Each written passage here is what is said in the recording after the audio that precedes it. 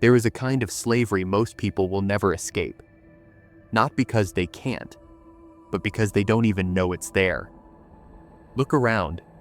You'll see people smiling, building careers, chasing dreams.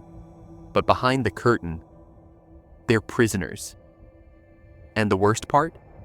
There are no physical restraints holding them back, no locks, no guards.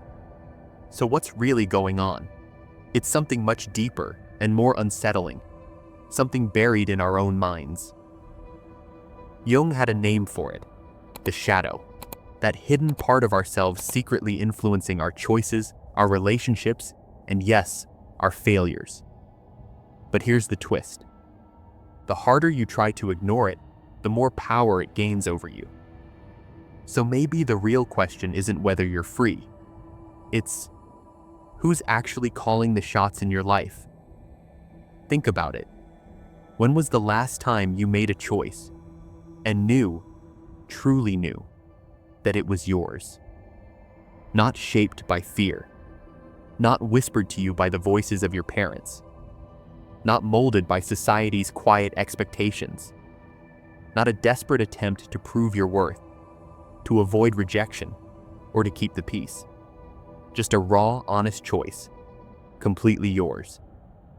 Most people spend their whole lives searching for this moment and never experience it. Because what they don't see is that they're trapped in a prison that doesn't need physical walls or guards. It's built from the inside. The bars are made of guilt, the locks forged by shame. And the warden?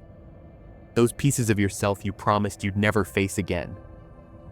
Jung called it the shadow, that hidden side of you, full of every instinct, every truth, every want that scared you too much to claim as your own. It watches from the dark, and without even realizing it, you follow its commands. You sabotage yourself. You push away what you actually want. You attract what hurts you, and you call it just bad luck. But it was never fate. It was you, or more precisely, the parts of yourself you abandoned along the way. How many of your decisions were never really yours to begin with? It didn't start yesterday. It began long before you could even name it. The first time you were told, "Don't be so angry. Good kids don't cry." That's not how you should act. Little by little, you learned what parts of you were welcome, and which parts had to be hidden. Your wildness, your anger, your fears, your tears, your dreams that didn't fit the script. You pushed them down, buried them where no one could see. But here's the tragedy. What you bury, you don't lose. You just lose control over it. This is how the shadow is born. It's not some evil force hiding in the dark. It's you. All the parts you thought you had to kill just to be loved, just to be accepted, just to survive. Jung saw it clearly. The child who learns to survive by hiding parts of himself grows into an adult who doesn't even know what he's hiding. And yet, those buried pieces never stop screaming, not in words, but in patterns, in self-sabotage, in quiet anxiety, in the uncanny way you repeat the same story over and over, even when you swear you've learned your lesson. Have you ever asked yourself, why does it keep happening? You walk through life believing you are free. You choose your career. You choose your partner. You choose where to live, what to wear, who to love, or so you think. But if you listen closely, beneath every decision, there's a quiet echo, not of freedom, but of fear. Fear of being seen, fear of being rejected, fear of touching the very emotions you buried long ago. So, you settle. You choose what feels safe, what looks acceptable, what earns you applause. You tell yourself, I like this job. This is the relationship I deserve. I am who I want to be. But is that true? Or is it the shadow pulling the strings? The wounded child, the repressed anger, the denied dreams, still shaping your path without you noticing?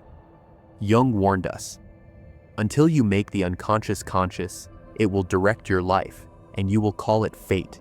And this is where most people remain, smiling on the outside, obeying without question, calling it choice.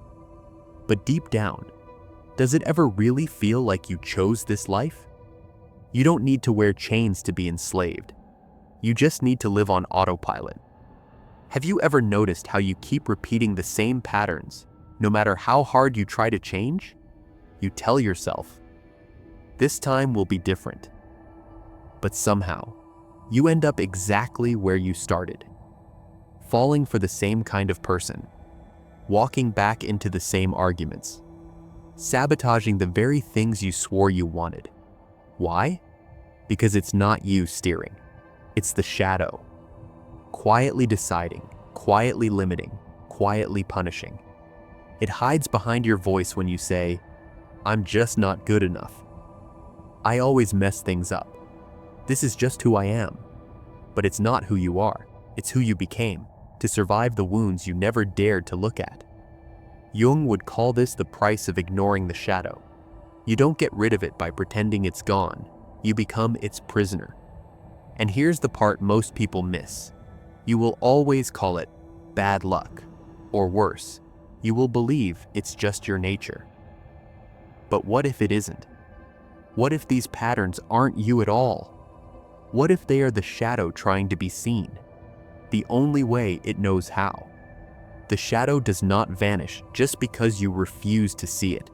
In fact, the more you run, the stronger it becomes. You felt it, that sudden wave of anxiety that seems to come from nowhere. The depression that quietly steals the color from your days. The anger that explodes at the wrong people, at the wrong time, over the smallest things. This is the shadow knocking on the door you locked long ago. And if you keep ignoring it, it doesn't go away. It finds other ways. Through addictions that you swear are just for fun. Through relationships that replay the same heartbreak in different bodies. Through constant sabotage of every dream you dare to imagine. Jung warned us, the more you repress the shadow, the more hostile and destructive it becomes. It becomes the critic in your head, the fear in your chest, the chaos in your life. And here's the hardest truth. Most of your suffering is not life punishing you. It's the shadow begging to be seen. The question is, how long will you keep running? There is only one way out, and it's not running faster. It's turning around, facing the very parts of you you swore you would never face. The rage you hide, the envy you deny, the fears you laugh off, the pain you numb. Jung knew, you don't kill the shadow, you integrate it, you sit with it, you listen to its story, the story you've tried to forget. Because underneath every piece you rejected is power, raw, untamed power, the power to choose, the power to be free. The shadow is not your enemy, it is your key, but it comes with a price, the courage to feel, the courage to look honestly at the parts of yourself that still ache in the dark. And once you do, something shifts. You stop obeying out of fear. You start choosing from truth. You reclaim what was always yours. But the question is, are you willing to meet the parts of yourself you swore never to see again? Freedom is not the absence of limits. It's the ability to choose without being ruled by the ghosts you've hidden away. Most people will live their whole lives trapped in chains they cannot see. They will call it fate. They will call it personality. They will call it just the way I am. But you have seen behind the curtain. You now know that what feels like fate is often just the shadow left unseen, left unheard. The truth? You were never truly trapped. The key has always been in your hand. But it asks for something no one can give you. Not a book, not a mentor, not even this video. It asks for a quiet moment where you gather enough courage to meet yourself. All of you, especially the parts you'd rather never see. So, I'll leave you with this. Will you keep walking the familiar path? Or will you turn toward the unknown and finally meet the one person you've been running from all along? Yourself.